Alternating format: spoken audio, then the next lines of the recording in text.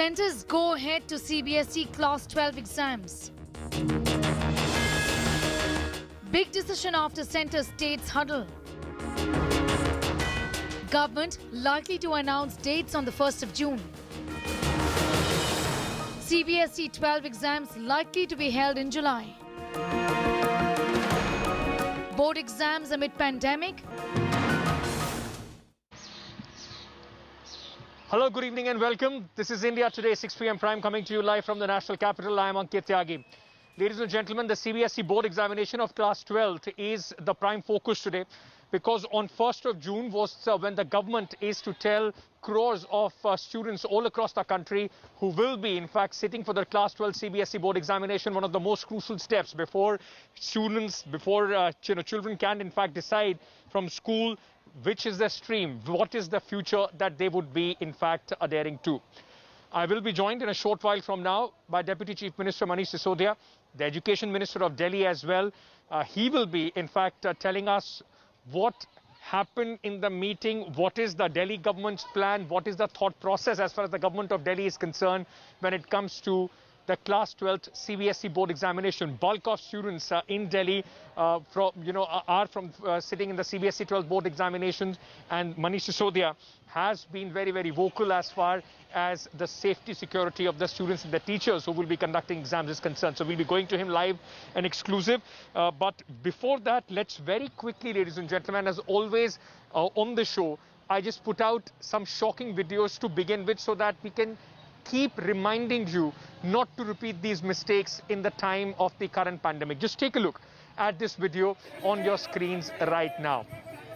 Hundreds, thousands of people that you see are in Belgavi, Karnataka, where a funeral procession of a horse was taken out despite the lockdown. Funeral procession of a horse. We understand that people have sentimental value, emotionally attached to animals, but is this the time when even human beings are getting a very lonely send-off because of the COVID pandemic? A horse funeral procession was attended by hundreds of people. This could possibly turn into a super spreader event.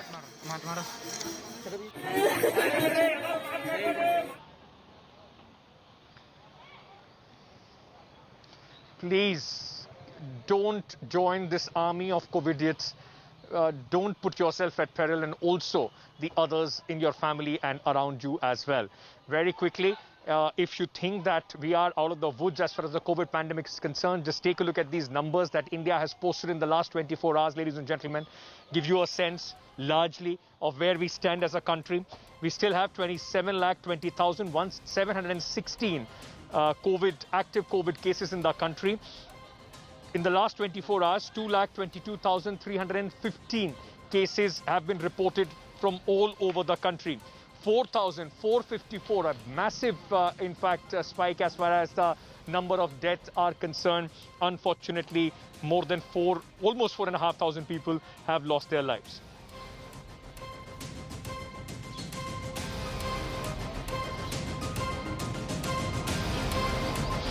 Very quickly, also giving you a sense of the daily deaths which are taking place in India.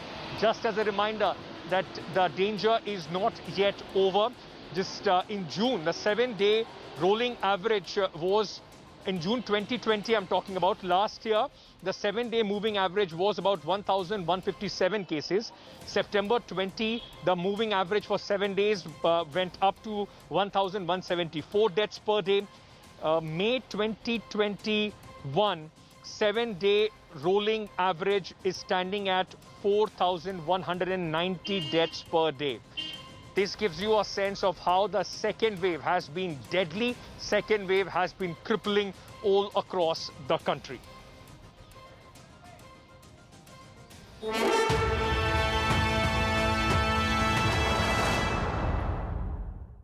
Very soon we would know what Centre's plan for the class 12 board examinations is. Will the suspense, it's likely to get over very soon. What sources are telling India Today that examination is likely to be scheduled in July, like last year, with all COVID protocols in place. But there are many states which have expressed apprehensions. The CBSE had put out 2 models in front of the government. Take a look at this story and then we'll go across to Mr. Manish Sisodia to try and understand how Delhi is preparing for these board examinations.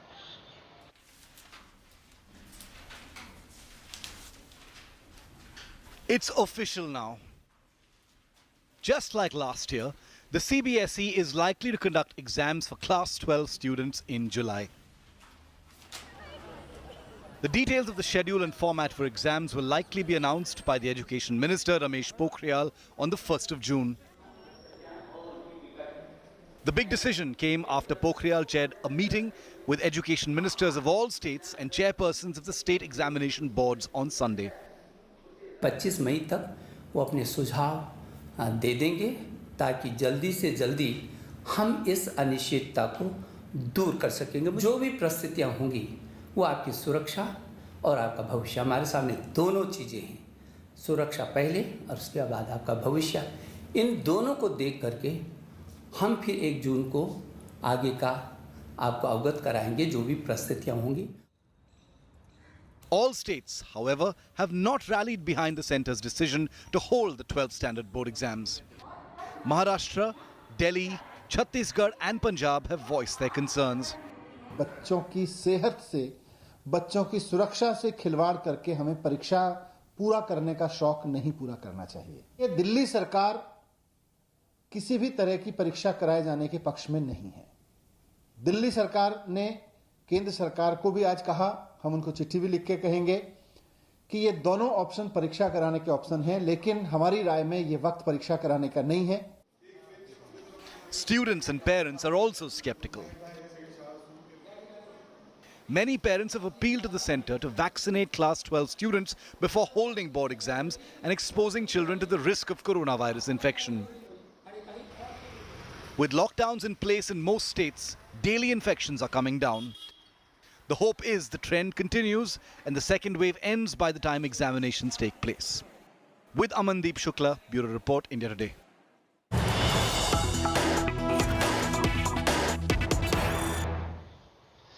Going across now to Deputy Chief Minister and Education Minister of Delhi, Mr. Manish Sisodia, who is joining us at this moment. Manish जी, बहुत बहुत शुक्रिया India today से बात करने के लिए। मैं सबसे पहले आपसे पूछना चाहता हूं, आपने ऑलरेडी इस बात का एप्रीहेंशन दर्ज कराया है कि एग्जाम्स अभी जो होंगे उसमें जो टीचर्स, इन्विजिलेटर्स होंगे और साथ ही साथ जो बच्चे होंगे उनके लिए खतरा हो सकता है, लेकिन जो कम से कम सूत्र बता रहे हैं, सेंटर ने मन तो बना लिया एग्जामिनेशंस का, क्या दिशा दशा होगी वो 1 तारीख तक पता चलेगा।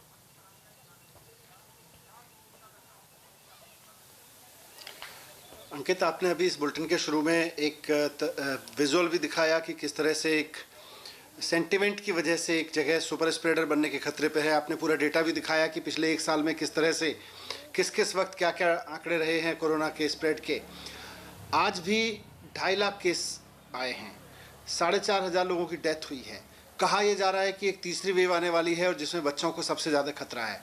तो ऐसे में सिर्फ और सिर्फ ऑब्सेशन ऑफ एग्जामिनेशन से ड्राइव नहीं होना चाहिए। हमें अपने बच्चों के हित को भी ध्यान में रखना चाहिए। हमें ये भी ध्यान में रखना चाहिए कि हमारे इस नासमझी की वजह से हमारे स्कूल सुपर स्प्रेडर ना बन जाएं। 1 करोड़ 40 लाख बच्चे हैं पूरे देश में जो 12वीं क्लास के एग्ज़ाम में बैठेंगे, वो चाहे CBSE में हो या अलग अलग स्टेट बोर्ड्स में हो। 1 करोड़ 40 लाख बच्चों को आप एग्ज़ाम देने के लिए बुलाना चाहते हैं। आप 3 दिन बुलाएं, 4 दिन बुलाएं, लेकिन खतरा तो है ना। आप 1 दिन के लिए भी बुलाएंगे, वो खतरा तो है ना। आप आधा घंटे के लिए बुलाएं, 1.5 घंटे के लिए बुलाएं या 3 घंटे के लिए बुलाएं, खतरा तो उतना ही है ना। तो इससे फ़र्क नहीं पड़ता है कि आप कितनी देर के लिए बुला रहे हैं। अगर आप बच्चे को बुला रहे हैं तो आप खतरा मोल ले रहे हैं। मेरा मानना यह है कि ये बहुत एक्स्ट्रा ऑर्डिनरी परिस्थितियां हैं। इसमें आप बहुत रूटीन के कन्वेंशनल तरीक़ों से आप काम करने की कोशिश करेंगे, गलतियां कर बैठेंगे। अभी नया कोई तरीका निकालें, सब मिलके नया तरीका सोच सकते हैं, उस तरीके से हम काम करना शुरू करें तो ज़्यादा बेहतर होगा 12वीं के बच्चों की सेफ्टी के लिए। तो मनीष जी, अभी ना ये बहुत कंफ्यूजिंग स्टेट है पेरेंट्स के लिए और बच्चों के लिए भी। बहुत सारे स्टेट हैं जो कह रहे हैं कि हम एग्जामिनेशंस चाहते हैं, तमिलनाडु, पंजाब सब एग्जामिनेशंस चाहते हैं। तो CBSE का और सेंटर का आर्गुमेंट यही है कि आप माइनॉरिटी में हैं जो एग्जामिनेशन चाहते नहीं हैं, तरीका क्या होगा इसके ऊपर बात वो करना चाहते हैं। आपका सजेशन क्या होगा सेंटर को जो आपको कल तक देना है? देखिए, बात सीबीएसई की नहीं है, बात सबकी है। मैंने कल भी सजेशन दिए थे, मैं चिट्ठी में भी दूंगा उनको। 2 सजेशन है मेरे। पहली बात तो ये कि पूरे बच्चों को गिन लीजिए, कुल मिला के 1,40,00,000 बच्चे हैं। आप दुनिया में नज़र उठा के देखिए, आज दुनिया के कई देश बच्चों के लिए वैक्सीन यूज़ कर रहे हैं। 12 साल से 18 साल के बच्चों के लिए वैक्सीन बन चुकी है, लोग इस्तेमाल कर रहे हैं। आप 1.5 करोड़ बच्चों के लिए वैक्सीन ले आइए। मैं आपको सारे बच्चों के लिए नहीं कह रहा, मैं आपको 50 करोड़ 30 करोड़ बच्चों के लिए नहीं कह रहा। मैं तो कह रहा हूँ केवल 12वीं क्लास के पढ़ने वाले 1.5 करोड़ बच्चों के लिए वैक्सीन ले आइए, जो बच्चों को लगाई जा सकती है। आप अपने देश में बनी वैक्सीन के बारे में एक्सपर्ट से बात कर लीजिए कि अगर 18 साल पे लगती है तो क्या 17.5 साल भी उसमें कवर हो सकता है। अगर आप 17.5 साल की वैक्सीन को कवर कर सकते हैं, 17.5 साल के बच्चों को वैक्सीन में कवर कर सकते हैं, तो आपके करीब 90-95% बच्चे इसमें कवर हो जाएंगे। तो ये एक तो वैक्सीनेशन किए बिना आप परीक्षा ना कराएं, पहली बात। दूसरी बात, अगर फिर भी आपके पास वैक्सीन नहीं है, आप परीक्षा कराने और आपकी मजबूरी है, वैक्सीन नहीं ला सकते हैं, तो फिर आप परीक्षा ना कराएं। परीक्षा की जगह आप बच्चों को पिछले 3 साल के या 4 साल के या 2 साल के उनके हिस्टोरिक रेफरेंसेस के आधार पर, उन्होंने बहुत सारी परीक्षाएं दी हैं। 10वीं का बोर्ड का एग्ज़ाम दिया है, इंटरनल असेसमेंट्स दिए हैं, उन्होंने प्री बोर्ड परीक्षा दी है। इन सब के आधार पे बच्चों को ऑफर करें कि भाई आपका एवरेज ये बन रहा है, इसमें आप पास हो जाएं। फिर भी अगर कोई बच्चा कहता है कि मेरा तो मानना है कि मैं इससे ज़्यादा अच्छा परफॉर्म कर सकता हूँ, हो सकता है 10-15% बच्चे होंगे, उनको आप कह दें कि आपको जब सही टाइम होगा हम आपको एग्ज़ाम करा देंगे। जैसे आपने 10वीं के बच्चों के लिए ऑफर किया है, वैसे ही 12वीं के बच्चों के लिए ऑफर करें। मनीष जी, पर ये मतलब ये थोड़ा सा असमंजस वाली स्थिति नहीं बन जाएगी? साल पेरेंट्स को ये भी चिंता है कि साल वेस्ट हो जाएगा। ऑलरेडी चीज़ें बहुत डिलेड चल रही हैं एज फार एज एकेडमिक जो सेशन है 2020 से अभी तक का सब कुछ डिलेड चल रहा है। जो आगे की प्रोफेशनल कोर्सेज हैं या आगे का फ्यूचर है वो 12th क्लास के बच्चों के बोर्ड जो एग्जामिनेशन पे यूजुअली डिपेंड करता है। तो क्या इस तरीके से कि जब वैक्सीन जब तक नहीं आती तब तक नहीं हो पाएगा, या फिर कोई और तरीका निकालने से क्या ये असमंजस की स्थिति बच्चों के लिए और बढ़ नहीं जाएगी, एंग्जाइटी और बढ़ नहीं जाएगी? बिल्कुल, तभी तो मैं कह रहा हूं कि इस असमंजस की स्थिति को खत्म करिए, बच्चों की जिंदगी से अनिश्चितता को निकालिए। ये 12वीं क्लास खिंचती चली जा रही है, खिंचती चली जा रही है, खिंचती चली जा रही है, इसको खत्म करिए। अगर भारत सरकार चाहे, सारी राज्य सरकारें मिलकर वैक्सीन ला सकती हैं। 1.5 करोड़ वैक्सीन लाना कोई रॉकेट साइंस नहीं है आज की तारीख में। आज दुनिया में बच्चों की वैक्सीन उपलब्ध है। आप 1.5 करोड़ वैक्सीन 1.5 करोड़ बच्चों को केवल और केवल हफ्ते भर में वैक्सीनेट कर सकते हैं। उसके बाद आप चाहें तो ऑप्शन बी का एग्जाम ले लीजिए, जो कल केंद्र सरकार ने 2 ऑप्शन रखे। आपको जेई का एग्जाम लेना है वो भी ले लीजिएगा, नीट का एग्जाम लेना है वो भी ले लीजिएगा, लेकिन वैक्सीनेट कर दीजिए। पहले बात तो वैक्सीन के लिए सीरियस होइए। दूसरी बात यह है कि आपने बोला कि भाई अनिश्चितता तो इसलिए एक सरकार डिसाइड नहीं कर रही है। 10वीं के बारे में सरकार ने डिसाइड किया, 12वीं के बारे में सरकार डिसाइड नहीं कर रही है। 12वीं के बारे में अगर केंद्र सरकार, सारी राज्य सरकारें मिलकर अगर डिसाइड कर लें तो आज ही अनिश्चितता दूर हो सकती है। हम कह सकते हैं बच्चों को कि आपके पिछले 3 साल के परफॉर्मेंस के आधार पर हम आपको प्रमोट कर रहे हैं। लेकिन किसी बच्चे को अगर शिकायत है तो जैसे हमने 10वीं में बच्चों को ऑफर दिया है, 12वीं में भी हम ऑफर दे देंगे। अगर कोई 10 से 15% बच्चे भी नहीं बचेंगे जो ये कहेंगे कि मैं दोबारा एग्जामिनेशन देना चाहता हूँ। हो सकता है 15% बच्चे आपके पास आके कहें साहब हमें रिटेस्ट कर लीजिए, आप कर लेना 2 महीने बाद उनको रिटेस्ट, आपकी संख्या 15% रह जाएगी। पर सर ये बताइए, नहीं पर ये बताइए कि आप कह रहे हैं कि वैक्सीनेट उनको बच्चों को कर दीजिए। अभी तक हमारे पास वैक्सीनेशन की ऑलरेडी शॉर्टेज है। जो वैक्सीन जिन एज ग्रुप्स के लिए अवेलेबल है 18 से 44, उसके लिए दिल्ली के अंदर ही इतने सारे सेंटर्स बंद हो गए हैं। तो कैसे इतनी जल्दी वैक्सीनेशन हो सकती है बच्चों की? ये बहुत लॉन्ग ड्रॉन प्रोसेस है, ये आगे कम से कम 2-3 महीने और खिसक जाएगा कार्यक्रम। नहीं, मुझे नहीं लगता। अगर केंद्र सरकार चाहे बात करके, आज विदेश मंत्री अमेरिका गए हैं, वहाँ बात कर लें, भाई 1.5 करोड़ हमें फाइजर दे दीजिए। 1.5 करोड़ फाइजर अगर वो दे देते हैं, आप पूरे देश में पहुँचा दीजिए। 3-4 दिन में, हफ्ते भर में पहुँच जाएगा सारे स्कूलों में। आप एग्जामिनेशन पेपर जैसे पहुँचाते हैं वैक्सीन पहुँचा दीजिए। अब वैसे 1.5 करोड़ बच्चों के लिए वैक्सीन लगाना कोई बहुत बड़ी चीज़ नहीं है। आज 21वीं सदी के भारत में अगर हम ये कह रहे हैं कि हम 12वीं क्लास के 1.5 करोड़ बच्चों को वैक्सीन लगाने के लिए 3 महीने लेंगे, तो मुझे लगता है हमें कहना चाहिए कि हम 21वीं सदी में नहीं 19वीं सदी में जी रहे हैं। आपकी एक मीटिंग हुई थी दिल्ली के सरकारी और प्राइवेट स्कूल्स के प्रिंसिपल्स के साथ। उस मीटिंग में क्या फीडबैक आया है आपके पास? मैंने प्राइवेट स्कूल के प्रिंसिपल टीचर से बात की, मैंने गवर्नमेंट स्कूल के प्रिंसिपल टीचर से बात की, मैंने पेरेंट्स और बच्चों से भी बात की।